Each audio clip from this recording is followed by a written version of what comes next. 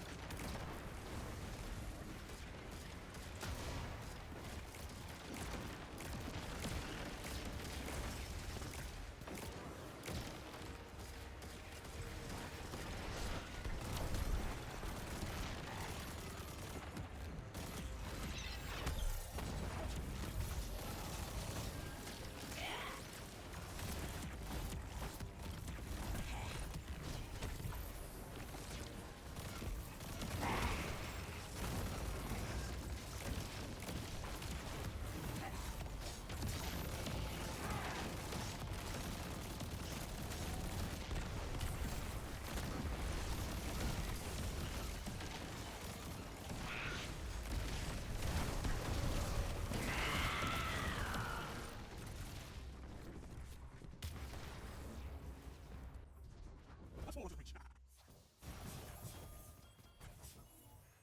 haven't seen destruction like that since...